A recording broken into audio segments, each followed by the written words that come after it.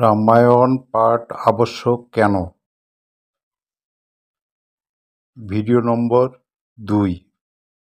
প্রসঙ্গ: জননী জন্মভূমিশ্চ স্বর্গাদপি গরীয়সী। মা তার নিজের সুখ স্বাচ্ছন্দ্য, ভোগ-বিলাস, যশ অপযশ, লোকনিন্দা, স্বামীঘাতিনী অপবাদ নিয়ে জগৎ কল্যাণে মানবিক 4টি স্তম্ভ ও আদর্শ স্থাপন করার জন্য তিনি জেনে বুঝে রামচন্দ্রের 14 বছর বনবাস চেয়েছিলেন। তিনি গুরু রহস্য জানতেন। রামচন্দ্রের রাজ্যাভিষেকের পর রাজা হয়ে অযোধ্যায় রাজকার্য চালাইবেন। ঋষিশাপ অন্যথা হবার নয়। রাজা দশরথ পুত্রশোকে মারা না গেলে ঋষিবাক্য মিথ্যা হয়। রামচন্দ্র অযোধ্যায় থাকলে রামের অকাল মৃত্যুতে রাজা দশরথ পুত্রশোকে মারা যাইবেন। পুত্রের অকাল মৃত্যুর পরিবর্তে অকাল বৈধব্য স্বীকার করেন।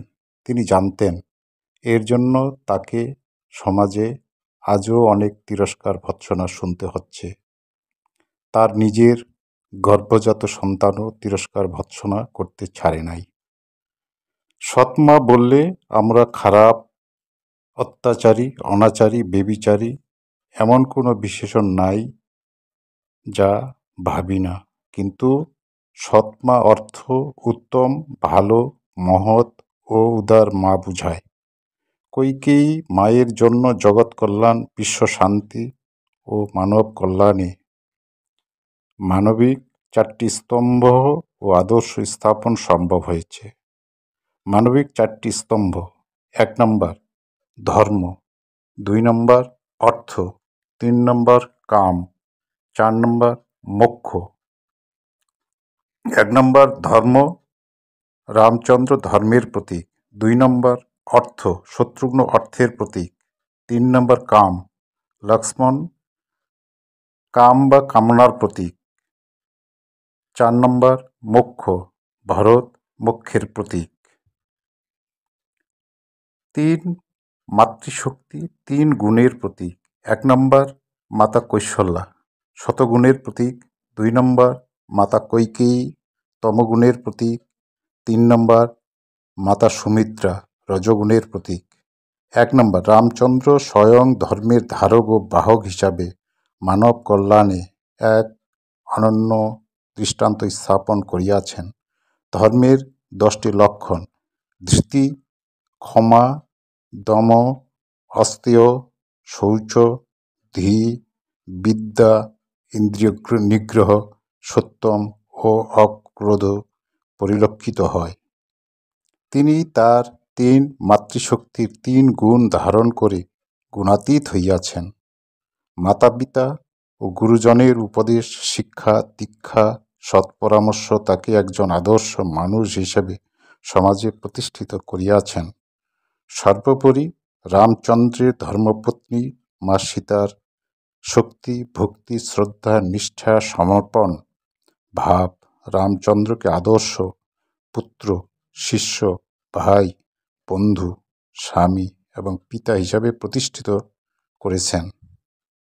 তার পিতা বহুবিবাহ করার ফলে তার মায়েদের মানসিক অবস্থা উপলব্ধি করে তিনি প্রতিজ্ঞাবদ্ধ হয়েছিলেন যে তিনি একটার বেশি বিবাহ করিবেন না। আদর্শ প্রেমিক, যার দৃষ্টান্ত মিলা ভার। সীতার প্রতি তার যে প্রেম, তাই তো সীতা বিহনে ব্যাকুল হয়ে মুনি ঋষি ও শবরী আশ্রমে ফলাহার করে মার্গদর্শন নিয়ে বানর সেনার সহযোগিতায় বিশাল সমুদ্র পার করে রাবণবধের পর সীতা দেবীকে উদ্ধার করেন। ভাই ভাইয়ের প্রতি যে ত্যাগ, সমর্পণ ভাব, তা মানব সমাজে সুখ, শান্তি, সমৃদ্ধি, সাম্য, মৈত্রী স্থাপন করিয়াছেন। 2 নম্বর শত্রুঘ্ন, রাম, ভরত ও লক্ষ্মণের প্রিয় ছোট ভাই। ছোট ভাইয়ের কষ্ট না হয় তাই তাকে অর্থ দিয়ে অযোধ্যায় রাখিলেন এবং সাত্ত্বিকভাবে ব্যয় করতে বললেন। 3 নম্বর লক্ষ্মণ, কাম বা কামনার প্রতীক, তাই তাকে সবসময় রামচন্দ্রের সঙ্গে থাকিতে হইবে, অন্যথায় বিনাশ সাধন ঘটিবে। 4. ভরত মোক্ষপ্রাপ্তির আশায় বহু দূরে ধর্মের পাদুকার নিচে বসে দাদার অপেক্ষায় দিন গুনছেন, তার প্রভু কখন আসবে আর আমার মোক্ষলাভ হইবে। মাতা কৈকেয়ীর মতো বিদুষী, নির্ভীক, ভবিষ্যদ্দ্রষ্টা ও বীরাঙ্গনা নারীর জন্ম না হইলে রামের মতো রাজা পাইত না। অনন্তকাল দেব, দানব ও মানব ইতিহাসে উদাহরণ হিসেবে চলতে থাকবে। ইতি। বিশেষ দ্রষ্টব্য। আপনাদের ভালো লাগলে সাবস্ক্রাইব, লাইক, শেয়ার করুন।